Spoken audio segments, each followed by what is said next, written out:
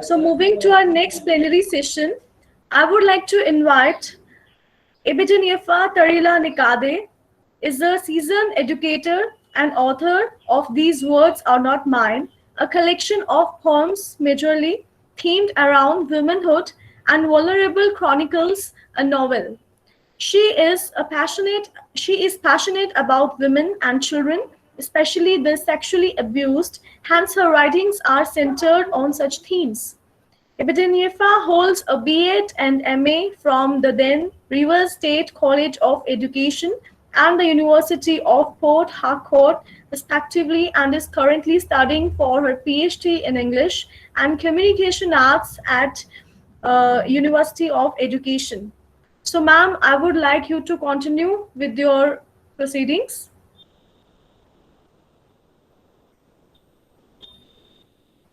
Can you hear me? Epidaniefa Tarila Nikade? Roshan ma'am, can you please check? Earlier she was here. She was earlier here only. We just wait for a few minutes. Maybe some technical glitches. Sure, ma'am.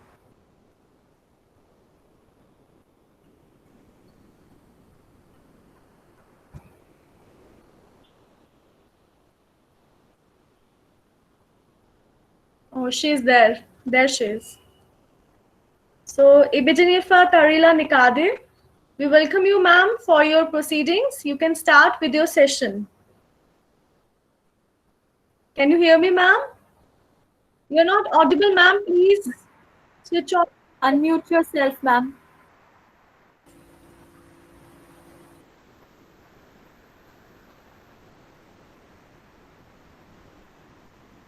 Ma'am, please unmute yourself. All right, I got it. I got it. Can you hear me now? Yes, ma'am, we can hear you.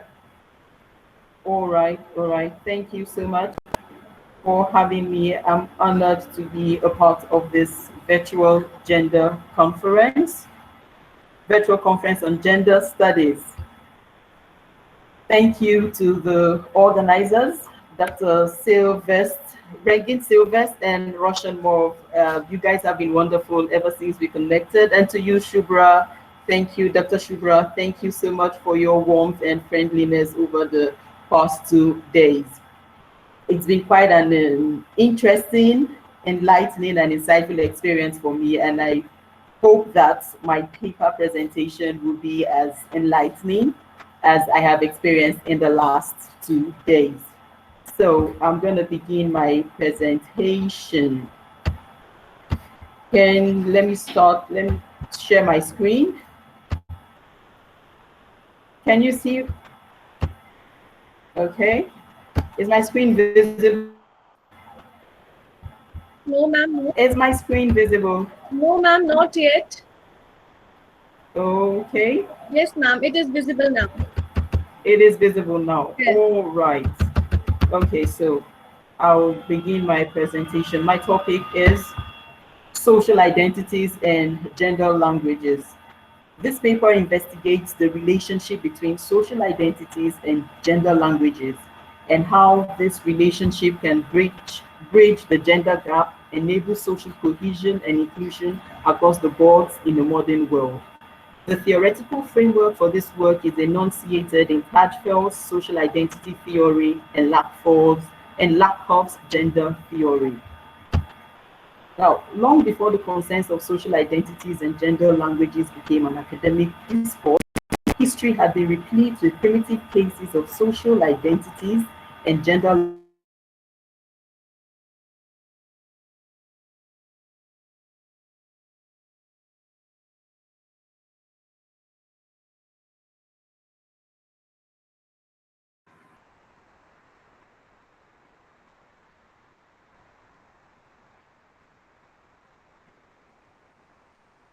languages where people behave, treated, and communicated with one distinctions have transcended time and that pervasively flooded human interaction across the board. Now, psychologists have noted over the years that the desire for self-expression amidst some sort of identification is a natural human instinct. It asserts an individual's perception of his or her humanity and enhances his or her pride.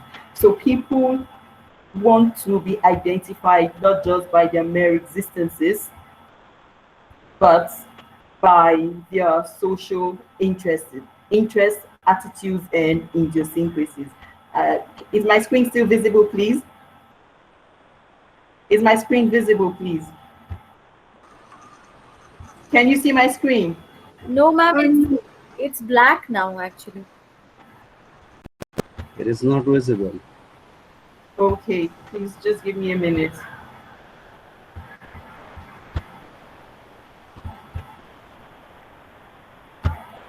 I'm sorry about that. Okay. No issues.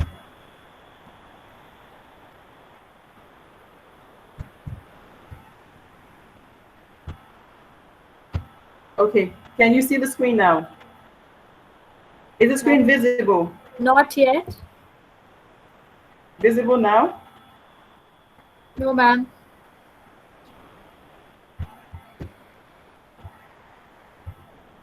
Okay. I got it. Visible now? No. Is it visible now? No, ma'am. Because I'm sharing. Yes, now it's visible. Okay, I'm sorry about that. Again, Okay, the so same thing has happened, ma'am. It's black. is it okay now? No, ma'am. Again, same thing, it's a black page is coming actually. The black slide. Pages?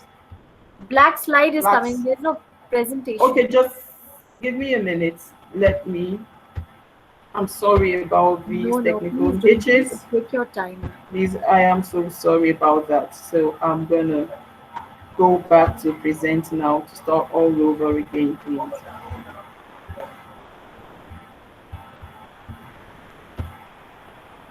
Okay.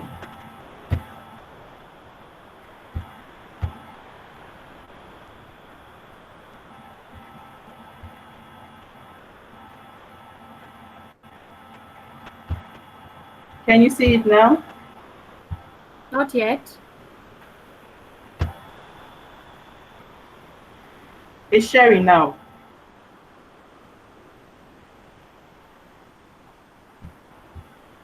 Yes. Is it there? Yes. Now you have to select your presentation. Okay.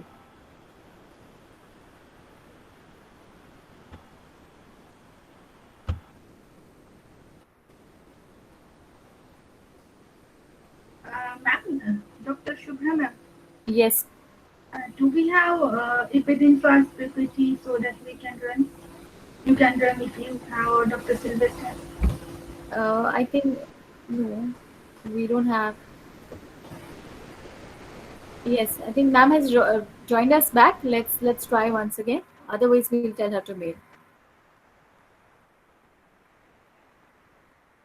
Ma'am, please unmute yourself.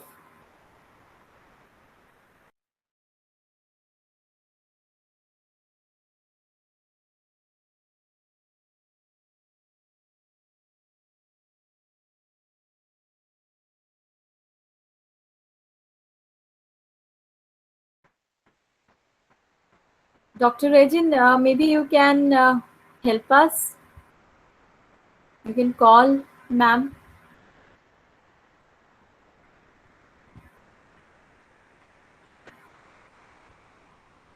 We'll just wait for her to rejoin.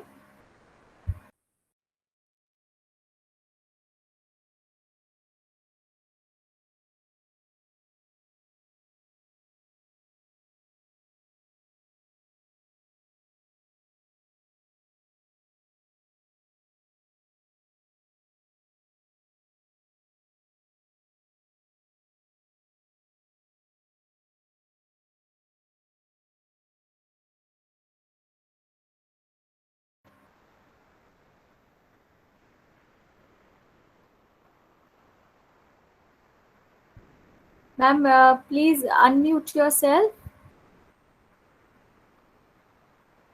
Yes, your presentation is. Oh, again, the same problem. Can you hear me? Can you hear me Yes, now? we can hear you, ma'am. Yeah.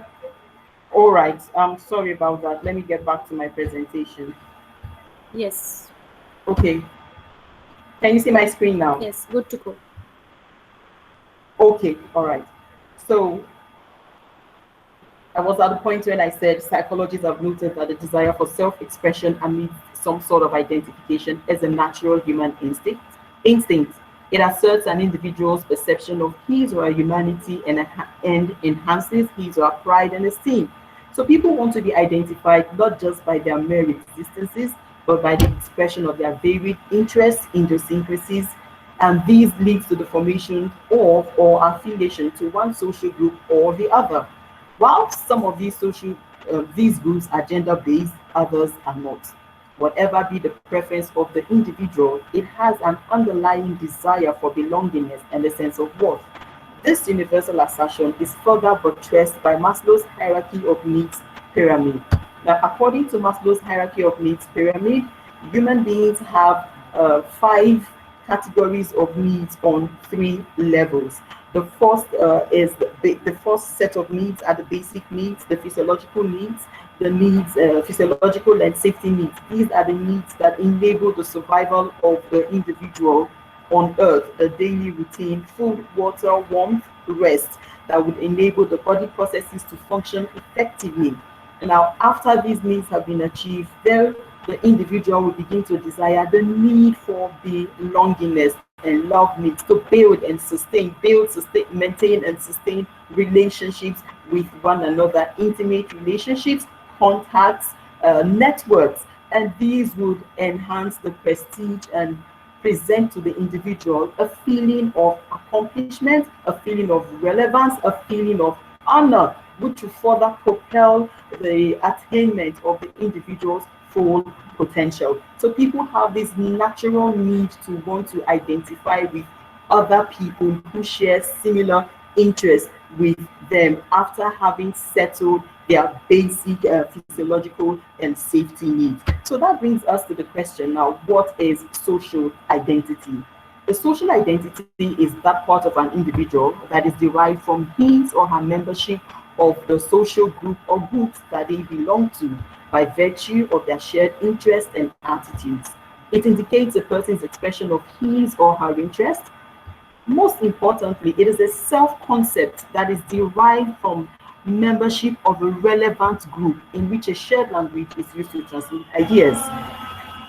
Tatchfeld, this paper is the theoretical framework for this paper is enunciated in Tatchfeld's theory of social identity theory, and this is his definition of social identity. He defines social identity as a person's sense of who they are based on their group membership, and that these groups were an important source of pride and esteem, which aligns with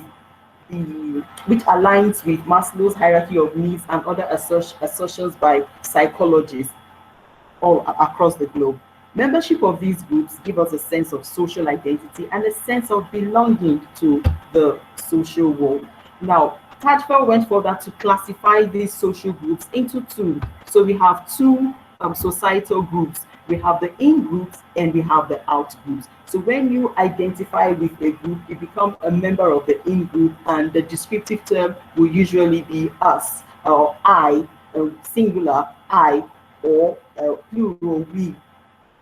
Then, when you identify differences from a group outside of your group, that group is classified as out group, and then they will be described as they group or as them. So the in group individuals who identify themselves as I, as we, and as us group, out group, they, them. So in this regard, stereotyping is based on the normal cognitive process. That is the tendency to group things together, where we put similarities of things in the same group, similarities of ideas, similarities of language, similarities of interest in the same group, and differences in another group. So the central focus of the social identity theory is that members of an in-group will often seek to find negative aspects of an out just so that they can enhance their self-image, their relevance, their importance, and portray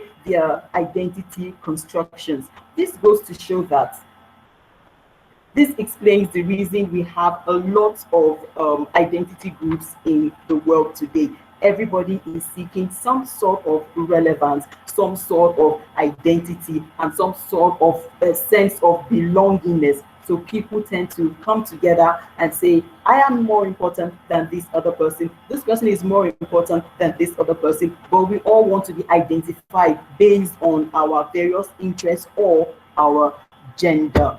Now, this further implicates G's position. James Paul G, in his book Discourse Analysis, identified social distance as a form of identity. And according to him, social distance is based on the distinction between associates, intimates, and strangers. And this means that we relate with people according to the level of familiarity or restraint. So when someone is an associate or an intimate contact, the person is treated with some level of politeness and respect. And when the person is identified as a stranger, the person is treated impolitely or aggressively, or the addressee would put up some sort of defensive mechanism because that person has been identified, or that group has been identified as a strange group. So at the core of the social identity theory is categorization. These categorizations are often achieved via language. So people are categorized by other people according to the language they speak. People will speak in different ways according to the identity dominant in the speech situation. Whether an in-group or out-group, the descriptor terms and internal communication will depend heavily on a language, and in this case, the English language. Language is therefore a human communicative resource that enables human interaction, and it could be used complementarily or pejoratively to stir certain prejudices that may lead to either conflict or cohesion. Furthermore, Tajfel identified some in-groups that are prevalent in our society today. In Northern Ireland, we have the Catholics and the Protestants. In Rwanda, the Hutus and the Tutsis. In Yugoslavia, the Bosnians and the Serbs. In Germany, the Jews and the Nazis. In politics, Labour and Conservatives. In football, Liverpool and Manchester United. And gender, males and females. Social class, middle and working class. So for the purpose of this paper, we shall focus on gender, males and females. Now so people choose their descriptor languages. That brings us to gender languages. Gender languages in simple terms, in the simplest form, refer to the various ways in which language is used to talk about men and women in society. Language is central to all social processes and practices and is symbolic in identity construction. Furthermore, language is interactional. It is used to build and maintain relationships. Transactional, used to getting things done. The Fina opines that though human communication essentially revolves around exchanging information, getting things done, expressing feelings and emotions, it also aims at conveying to one another what kind of people we are, which geographical location we find ourselves, our ethnicity, social communities that we belong to, where we stand in relation to ethical and moral questions, or where our loyalties are in political terms. So when we talk about gender languages, we look at the enactment, representation, and recognition of linguistic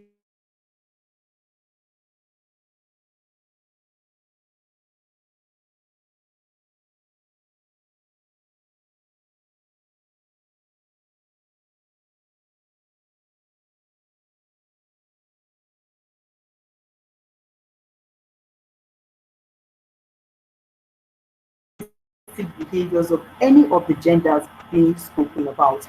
And lack of gender theory posits something from Dr. Fataya's presentation when she was talking about the epistemology of the woman. She said that, using some gender sensitive terms like inequality or victimization is women accepting inequality where inequality does not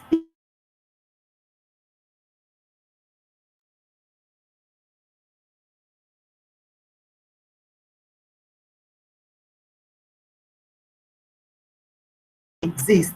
So if you are a woman, okay, so people choose their descriptor languages based on their varied self-perception, and it is that choice that enacts their identity, how they are spoken to, spoken about, and how they are spoken to and spoken about, because language is fundamental to the thought process. It is diverse in its structure and vocabulary, and people use language to articulate and communicate their ideas to other people in their in groups and out groups. So in this paper, we'll be looking at three aspects of the vocabulary of gender language, and we'll look at the social identities that these gender languages have formed and created in the Nigerian context. The first aspect of the vocabulary of gender language that we'll be looking at is symmetry.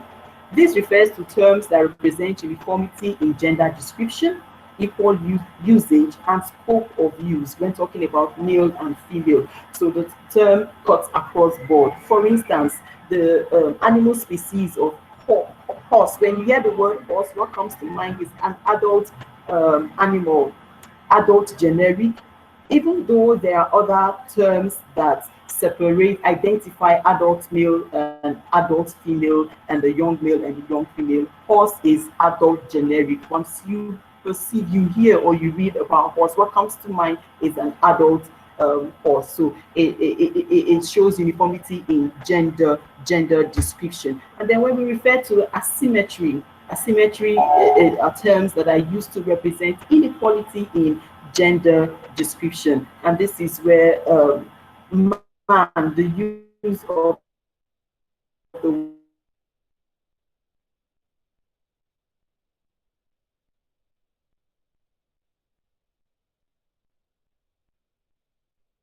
word man, the adult male, it's not animal. He is referring to human beings, adult male and female. But language is evolving, and newer forms, gender sensitive forms are being created. So people are moving away from describing adult human as man to using humanity, using humanity.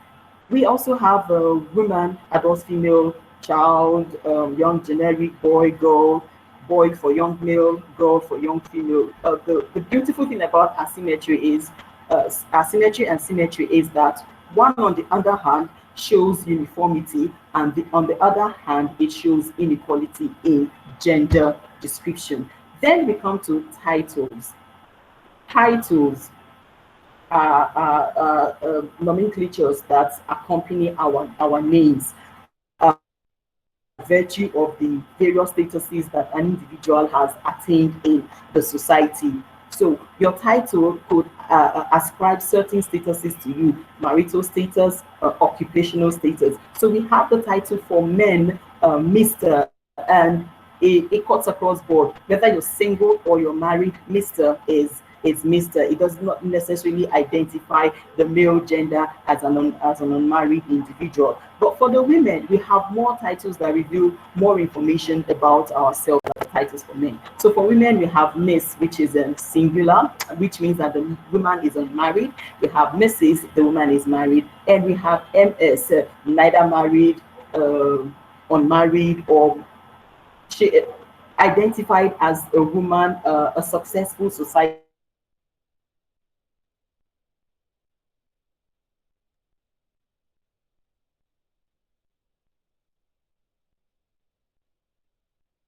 a woman, so to speak. The title, okay, so and then we have Your Majesty, Your Excellency, titles that are used to address leaders, governors of states, and their wives. Your Excellency, Her Excellency, and Her Excellency.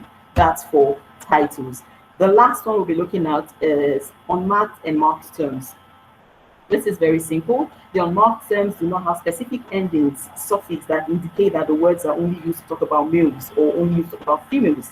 Marked terms, the specific endings of these terms indicate that the words are only used to talk about males or only used to talk about females. So we have our examples. We have prince is male specific, princess female specific, count, male specific, countess, duke, duchess. But when we come to waiter, actor, host, they are unmarked. They could be used to describe a female gender or a male gender. Interestingly, women are beginning to choose to be identified or to be described with more of the unmarked marked terms to assert their competitiveness and their competitive capabilities and equalities.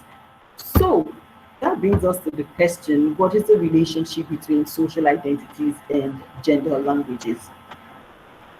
I would dare say that the relationship between social identities and gender languages is a symbiotic one, as one enables the existence of the other. By this, I mean that languages symbolize identities and are used to signal identities by those who speak them. That's Byram's assertion. Social identities, on the other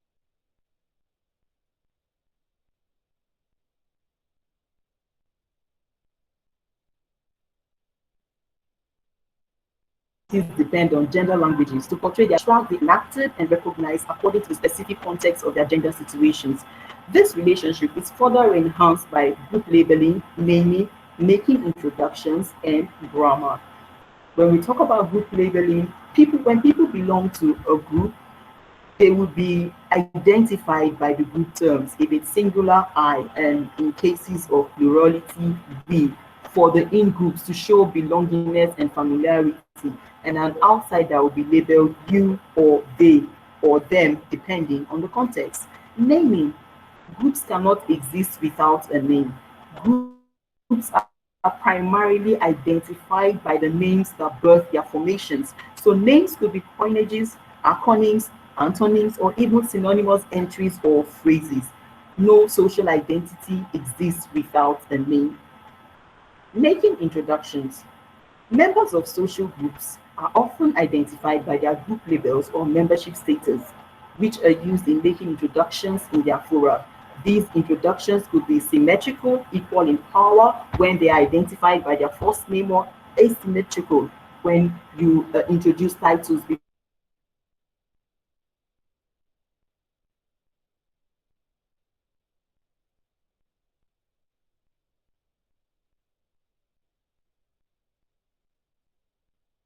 Introductions could be before their names to show power difference, and this is and particular peculiar to it. So the gender-based pronouns he, she, they are often used respectively according to the specific demands of the social group. Now, this brings us to my data where I look at social identities formed by gender languages in Nigeria. We have quite a number of social groups that people have identified themselves with, people belong to show a sense of belongingness. I'll go straight to the pictures. So now we have in Nigeria, we have the Nigeria Union of Journalists. This membership of this group is by occupation, by virtue of working as a journalist in a media house, a print or electronic media house. You are welcome to join. It is generic. It is open to all. You do not have to attain any status to join, marital status, so to say, or political status to be a member of it. You just have to be working as a journalist. Then it's generic.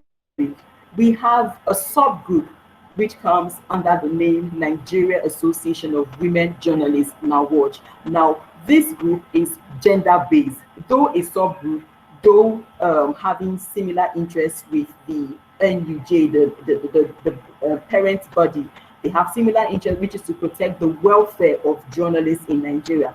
Now, which came up because they want to give gender-based issues full reportage, full coverage and sometimes free coverage for gender sensitive, women specific issues. So for you to be a member of NAWOJ, you have to practicing journalism in Nigeria and be a member of the female gender. You're welcome. And then we go to another occupational group. This occupational group is identified by membership of this occupational group is by their occupational title. The parent body is generic, but the subgroup, International Federation of Women Lawyers, is gender based. For one to be a member of this social identity group, you must have attained the title of barrister.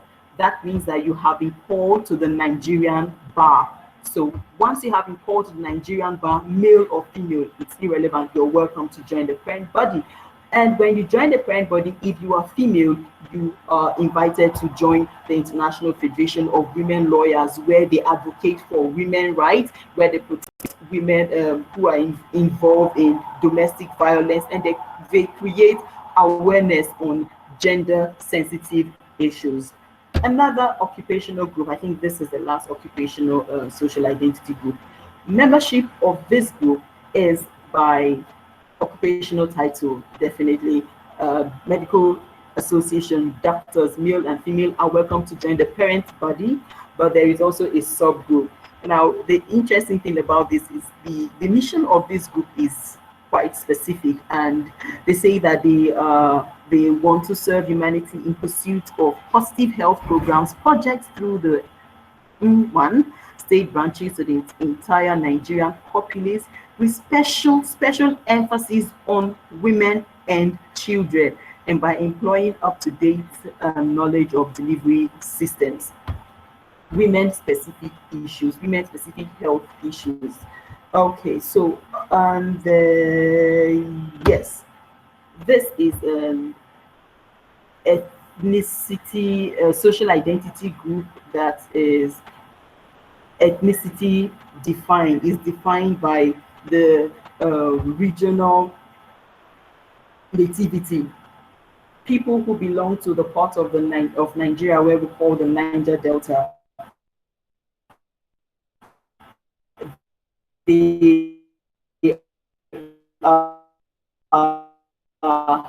perceived Ijaw National Congress was created. It is generic to some extent, but predominantly male dominated. And so a subgroup emanated from this one where they attend to women issues, women specific issues, to agitate, and according to them, to agitate and unveil the potential of the Ijaw woman, that the Ijaw woman is politically alert and she is capable to assume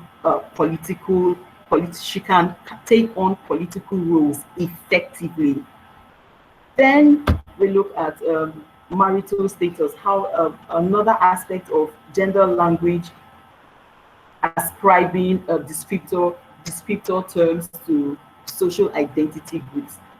These groups are When Women Pray, Praying and Charity Wise Foundation. These groups are gender based. Membership is gender specific, and the individual must be married, a married female, and they are religious groups.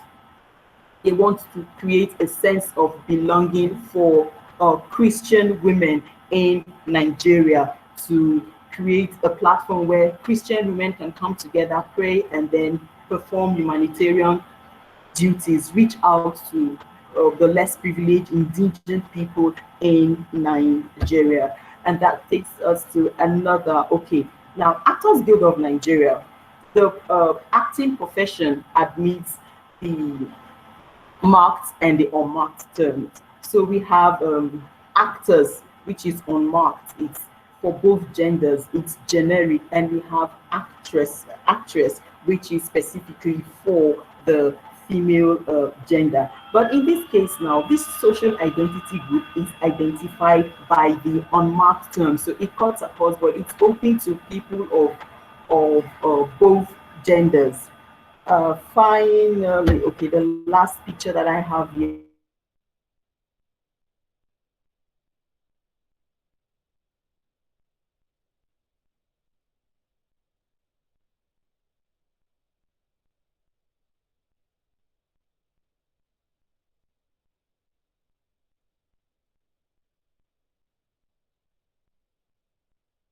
is the Girl Guides Association. Membership is their gender for, especially for the women groups. They have their gender specific terms, terminologies that are used in communicating their ideals to one another whenever there is an opportunity for them to gather.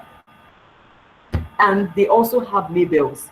Most of these groups are identified by adding the adjectival suffix IAN. So we have Nawajians, we have WWPNs, we have which other one? Okay, I think those are the two that we have here. Then yes, the M1s, the Medical Women's Association, they have the suffix, adjectival suffix IAN used to label them as members of these groups.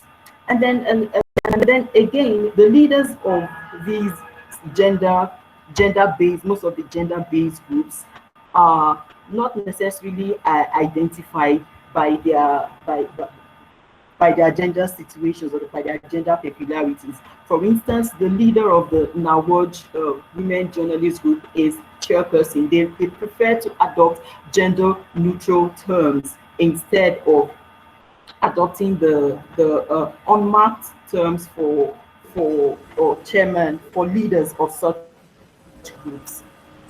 Okay. All right. And then, wow, it's been an awesome time. This brings me to my conclusion that language is a contextual phenomenon, and pragmatics analysts are particular about situating meaning in context based on mutuality and shared background information. So people who have identified their social groups, they have a common ground for communication within those groups that is peculiar to them. So gender languages enable people to represent images about themselves and equally to recognize images of other people, to categorize them, to align and detach themselves, marking their gender-based similarities and differences. This means that people communicate with each other using the shared language of their groups. Language is therefore critical to social identity construction. And we must understand that human beings have their preferences when it comes to gender. It's not necessarily biological. When we have that understanding and we use the language in context, we will create a platform for social cohesion and inclusion. And my last words will be that social identities rely heavily on gender languages to assign appropriate descriptive terms and attitudes that aid their formations and internal communications, thereby enabling individuals to fulfill their esteem needs, their sense of belonging needs, and self-actualization needs according to their varied gender biases. Thank you very much. Thank you so much, Ms. Nikade, for this wonderful session. Now, shall we move forward to this question answers session? So participants have any question regarding this session? As I can see one of the question by Seham. Okay. They are English, please. I just saw a question. They are English. Most of the linguistic gender identity terms that I presented are English terms, except for the one that is ethnicity based. That is the INC, the Ijaw National Congress, and the Ijaw Women's Connect group. Those are the Ijaw is a linguistic term. It describes a language in the Niger Delta region of Nigeria. Okay, ma'am. One more question I can see in the chat box is by Seham Osama. I wonder if this linguistic. Sorry? Ma'am, I hope you can see one of the question by the participant in the chat box. I saw one. This is from Seham Osama. Yes, He yes. said, I wonder if these linguistic gender Yes, identity yes. terms are found. I Okay, mean, it's in doctor, I mean your native language. Do you have feminine masculine discrimination in your native language? sure, Suffixes that sure, are sure. added to nouns. Not like In English. my Words are almost neutral all the time, and male female terms are, you can list them in a table. I mean, in Arabic, in our language, we have all words are either feminine or masculine, or nouns are either masculine or feminine. So we have to deal with that. Do you okay, have that in your so language? That's my question. in my language, I am from the Niger Delta region of Nigeria, and our language is Izon. In the Izon language, we have pronouns that identify. We have nouns that identify male and female. We have pronouns that also identify male and female, and that's the much about gender identity terms. Every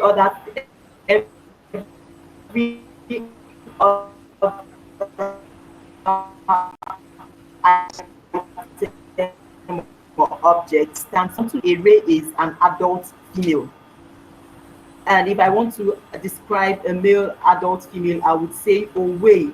If the person is elderly, maybe in his 50s, 60s, 70s, and 80s, I would then add another noun. I would say Owe Kemet. So two nouns, I will compound the two nouns coming together to describe the status of an elderly male. The same applies to female. It will then be Okosu Ara, that is an elderly woman. I hope that that is clear enough. I Hello. hope Siran has got her answer. So, any participant has any question regarding this session? Thank you very much. Any All participant right. has any question regarding the session? Yes, excuse me. Okay. Yes, Dr. Mustafa. Yes, please. Yes, thank you so much You're welcome. for this my participation about the Dr. Nakida, or I don't know what's name. The first question, Nikade. Nekade, sorry. Thank you so much. I first of all, I want congratulations about this your presentation, because it accumulating all this language, and you have mentioned all the elements about the language. And the first question, I have be curious about this question. And in the first paper, you say the groupings in the world are divided into two, basically, in group bars Yes. and out grouping them. The question, who Yes. are them, who are us? This is question number one. If you can write down, Okay. please. And the second question for me, actually, this is very curious for me. You say gender language. Lakoff's gender theory posits that men and women speak differently. He further claimed that women often employ distinctive Yes. style of speech. Women's language Women. comprises, Women. women's language comprises features that demonstrated and enforces women's inferior position in society. How is that? How is different between men and women? You mean by utterances, or you mean the woman is soft, or when they are speaking kindly, or facial expression, or what do you mean exactly? This is my I question. think you have answered the second question. Facial expressions. Women. Facial I'm smiling as I'm Yeah, talking. maybe you haven't. I'm I thought you have maybe another answer for this. I have. This is an I'm talking. answer. I didn't. I know. Women. Yes, by facial expression, by facial expression. This is the question number two. There's number question three. This is That specific for that's linguistics. your question number two. Yes, done. It's done. Number Okay. two. Number three, about the symmetry. This is symmetry. This is terminology Maybe you have another synonyms. If you agree with me, the binary oppositions. The binary opposition, this is Okay. For you mean synonyms for non-binary yes, people? yes, These are binary. binary. Do you mean synonyms for Yeah, non-binary yes, binary binary people? opposition. This is a term is a coined by Ferdinand de Saussure, originated by the structuralist, and between the contrast between man and man, woman, female and male. Okay, well, that's There's asymmetry. asymmetry. Yes. Is that the same binary oppositions or this another thing? Please, could you take your question again? I didn't get it clearly. You're talking about a contrast, Yes. asymmetry, humans, Yes. right? Yeah. Where we have the adult generic term. No, Humans being adult no, generic term. no. You mean symmetry is contrast? Yes, Yes. yes, Yes. yes, Contrast. yes, exactly, yes. Contrast. Contrast, yes. That's why I said that symmetry represents uniformity in gender description, but Yeah. asymmetry shows inequality in Symmetry. gender description. Yes. Yes, contrast. By the way, this is symmetry. Maybe this in medical term. I think Okay. this is a medical term. This symmetry. This is used by the doctors. It means the specific by the kidney. When some patients are suffering from the kidney or urea, this is called the asymmetry. Mean contrast, Okay. not the same Oh, function. Yes. okay. Sorry for this a long Thank you time, but so I no, have. no, no. Yes, thank you so much. And then you said the first question is who are they, the us group, and who are the No, them no. them Before group. your answer, please. I have a final question, please. All right. People are categorized by other people according to the language they speak. People will speak in different ways according to To the dominate dominant in a speech, speech to the dominant situation. speech situation. Yes. Dominant, yes, in a Dominant speech speech institution. situation. Yes, I Yes. know. What do you mean by this point? And be it Oh, the racism or the depended on the skin color or what? okay.